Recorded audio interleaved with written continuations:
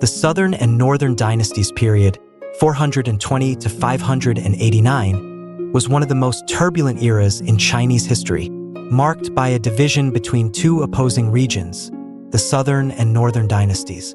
This period saw intense political and military confrontations, but it was also a time of remarkable cultural, intellectual, and religious development, though often associated with division and conflict.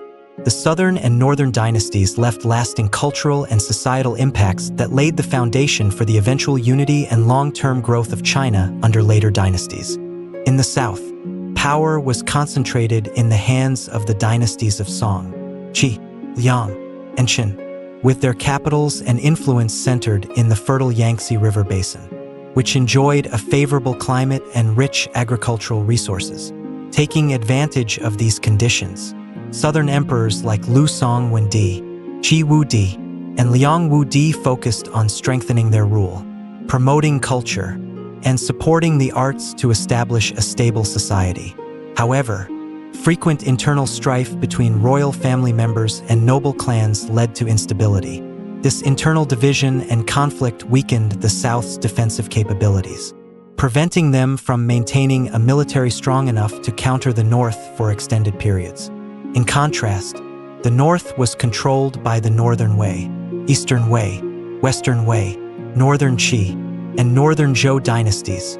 Of these, the Northern Wei was the most prominent, particularly known for its extensive Sinicization efforts under Emperor Xiaowen. Originally, Northern Wei was a dynasty of the Xinbei, a powerful nomadic people from the northern steppes, but they gradually adopted Han Chinese customs, launching reforms to assimilate Han culture into their administration, clothing, and customs.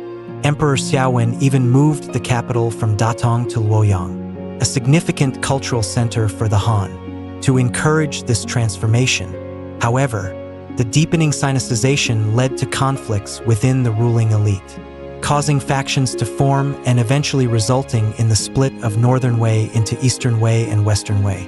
Militarily, the Southern and Northern dynasties were constantly engaged in wars to expand territory and secure dominance. The North held an advantage, thanks to the mobility and combat skills of its nomadic warriors, who frequently proved superior in battle. Meanwhile, Southern forces, although smaller, were disciplined and strategically used the natural defenses along the Yangtze River to establish fortified bases. However, internal conflicts in the south sapped its ability to defend itself effectively, forcing Southern emperors to struggle to maintain stability and protect their territories against northern incursions. Despite the division, the Southern and Northern dynasties saw a flourishing of culture and thought. The South was particularly known for its literary and philosophical achievements, especially in Daoist thought, which promoted harmony and a love for nature.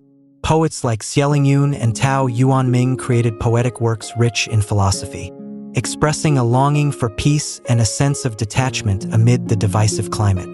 Southern literature not only produced enduring poetry but also captured the Southern elite's introspective lifestyle, offering solace in nature and a philosophy of simplicity and withdrawal from worldly concerns. Meanwhile, the Northern dynasties cultivated Buddhist art, erecting grand temples and creating cave sculptures, such as those found in the Yungang and Longmen Grottoes. These monumental Buddhist sites reflect the piety of Northern aristocracy and serve as a testament to the cultural exchange between Xinbei and Han traditions, creating a unique, composite identity. Economic differences between the Southern and Northern dynasties were also pronounced. Benefiting from natural resources, the South developed a strong agricultural economy, particularly along the Yangtze River.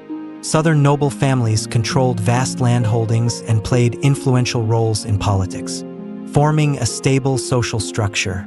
In contrast, the North, with its harsher climate, relied on a self-sustaining economy based on agriculture, mining, and animal husbandry.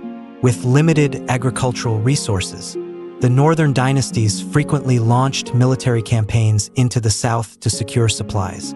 However, they also developed a robust administrative and military system, allowing them to effectively govern a vast territory and maintain power over time. Buddhism played a significant role in the spiritual life of both regions. In the north, Buddhism was encouraged by the state and became a tool for strengthening power and stabilizing society. The Northern Zhou constructed grand temples, particularly the Yungang and Longmen Grottoes, which housed colossal, intricately carved Buddhist statues. These monuments symbolize not only devotion but also the strength and craftsmanship of northern artisans. In the south, Buddhism was integrated more harmoniously with Daoism and Confucianism, helping Southern intellectuals find peace and calm amid political unrest. The end of the Southern and Northern Dynasties came with the reunification of China under the Sui dynasty in 589. A landmark event in Chinese history, the Sui built upon the achievements of the Southern and Northern Dynasties, especially by constructing the Grand Canal, an important infrastructure project that linked the north and south of China.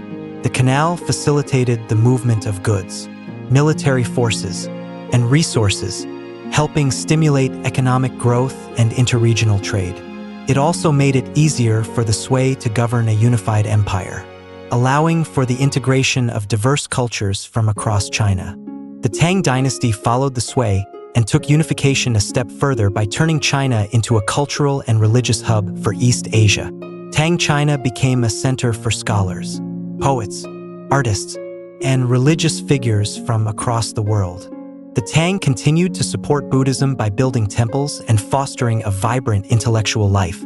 Influenced by the foundation of the Southern and Northern Dynasties, Tang China achieved a golden age in which Buddhism flourished, with art and thought spreading throughout the surrounding regions, such as Japan and Korea, strengthening China's status as a major cultural force. The cultural, philosophical, and artistic values of the Southern and Northern Dynasties formed the unique character of Chinese civilization, providing the basis for future unity.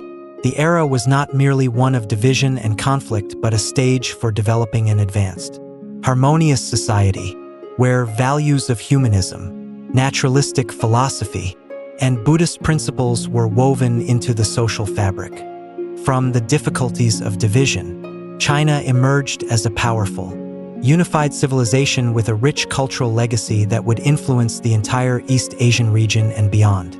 Looking back, the Southern and Northern Dynasties were not merely an era of division but a necessary stage of challenge and transformation. The struggles and reforms of this period drove administrative innovation, cultural development, and military strength, paving the way for a united China under the Sui and Tang dynasties. The later dynasties benefited greatly from the lessons of the Southern and Northern Dynasties, building a powerful, united empire that remains a lasting source of pride and identity for China today. The Southern and Northern Dynasties period was not only an episode of conflict but a phase in which the Chinese cultural identity took shape. Its heritage in art, philosophy, and religious thought contributed to a cohesive, sustainable civilization that has endured through time and continues to be a source of pride for Chinese culture today.